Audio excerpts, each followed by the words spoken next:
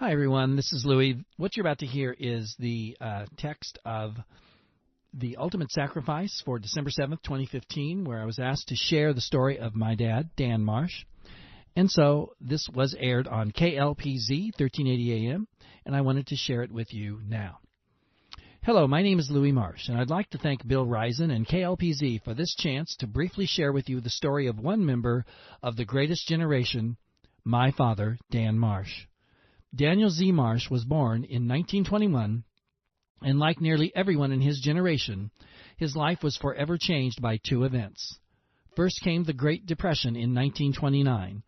Like everyone else, Dad learned to work very hard even as a child and not waste anything. By the time he was in high school, the situation in Europe was headed towards war, and he actually debated what the United States should do as part of the debate team. Then came the Japanese attack on Pearl Harbor, and nothing would ever be the same for young Daniel Marsh. He had to wait a few weeks to sign up because he needed a relative to sign for him since he wasn't quite 18. He opted for the Marine Corps and was shipped from Indiana to far-off Camp Pendleton, California. After basic and advanced training, he heard about this new group being formed.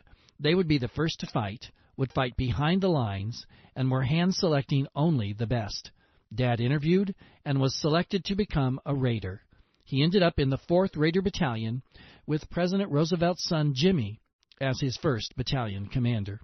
He was part of Company Q, 4th Raiders, as they were formed and served with them until the day they were disbanded in 1944. The Raiders were the first of what we today call Special Forces, though as my father always pointed out, the Raiders never used that term and didn't think of themselves as special or better than any other Marine unit. Dad and the 4th Raiders fought in New Georgia, part of the Solomon Islands, at Wickham Anchorage and Bioroco, the only time the Raiders failed to achieve their objective. Even though the 1st and 4th Raiders were outnumbered, lacked any artillery, air, or naval support, they came within a couple hundred yards of capturing Bioroco before having to fall back. A few months later, the Marine Corps disbanded the 4 Raider battalions, and most of the Raiders were used to reform the famous 4th Marine Regiment. The 4th went on to fight in the liberation of Guam, and then as part of the 6th Marine Division, the only Marine division that was both formed and disbanded overseas. Dad fought through the entire Battle of Okinawa. Okinawa was, arguably, the worst battle of the war, and was certainly the last one U.S. troops ever fought in World War II. He told me that the uniform he wore on the Easter morning when they invaded Okinawa was the same clothes he had on 1 month later when the battle was over. In his book, Once a Raider, Dad talks about the toll that horrible battle took on him and everyone who fought in it, and how he was never really the same afterwards. Dad was in the hospital recovering from Okinawa while the Marines were training for the invasion of Japan when they got the news that they had been spared. Japan surrendered after the dropping of 2 atomic bombs. He once told me that they had been told that the Marines' job was to secure a beachhead for the Army units that would be landing behind them. They were expecting to lose about 1 man for every square foot of ground gained. None of them expected to survive, but all of them would go if called. Happily, they were not, and Dad's unit, the 4th Marine Regiment, were the first troops to land in Japan after the surrender. He arrived home at last, and on a blind date met a young woman named Florence, who quickly became his wife, and later my mother. They ended up spending the next 62 years together, and persevered through good times and bad. Their first child, Karen, was born, and things were going pretty well. To help make some extra money, Dad joined the Marine Corps Reserve, because all you had to do was meet once a month, unless something happened. And after all, what could go wrong? North Korea, that's what. Dad was called back into service, and almost as soon as he arrived at Camp Pendleton, he was shipped overseas.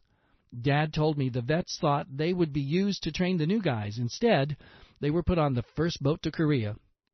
He arrived too late for the invasion at Incheon, but he did join A Company, 1st Battalion, 1st Marines, 1st Marine Division, just in time to invade North Korea. He fought in the bloody Chosin Reservoir Campaign. About 10 Communist Chinese divisions surrounded the 5th and 7th Marine Regiments, along with some other Allied forces. they performed an unbelievably heroic fighting withdrawal down one lone mountain road. There was one critical mountain peak, Hill 1040, that had to be taken to free them and allow them to rejoin the 1st Marines, who were fighting just south of them. In a bloody 2-day assault, Dad's company took that peak. Dad continued fighting in Korea for several months before, in the midst of a battle, he saw a friend of his and the entire mortar section wiped out in an artillery barrage. He started vomiting blood, but wasn't physically wounded and tried to continue, but his company commander, who he had served with in World War II, told him he had done enough. Dad was medevaced out and came home. While he was in Korea, his second child, Monica, was born. Slightly less than 2 years later, I was added to the mix as their only son. Through most of my growing up, Dad didn't talk much about his war experience, but as he grew older, he did a little. Finally, a great day came when he was contacted by a group we didn't even know existed, the United States Marine Raider Association. Dad was thrilled. Sometime after that, Mom, Dad, and I went to our first Raider reunion held that year in Minneapolis, Minnesota. After that, he didn't miss one for years, except when he was ill. Today, I'm an active member of the association as a tribute to my father. I managed to nag Dad into overcoming his innate shyness, and he wrote the basis for the first ever website on the Internet to be dedicated solely to the Raiders, Dan Marsh's Marine Raider page, www.usmcraiders.com. Daniel Z. Marsh passed away at the end of July 2008 after his last battle with several illnesses. He died with the peace that only comes from a firm belief in Jesus Christ as Lord. The last time I saw him, he had one arm raised in the air and was trying, with great difficulty, to sing a hymn of praise to his Lord. Today, he and Florence are buried in the same plot at the Veterans Cemetery in North Phoenix. Dad won a lot of medals in his service, but he always told me the real heroes were the ones who died serving their country. He didn't have to make that kind of ultimate sacrifice, but, like almost everyone who engages in combat, he made other ones. Along with some shrapnel, he carried with him the mental and emotional scars that only combat can inflict. He struggled with them his entire adult life and took them to the grave with him. Perhaps that's another form of ultimate sacrifice. If you'd like more information about the Marine Raiders or my father, you can visit his website at usmcraiders.com or purchase his book, Once a Raider.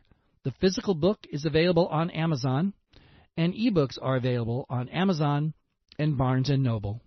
For KLPZ, Bill Reisen, and The Ultimate Sacrifice, I'm Louis Marsh.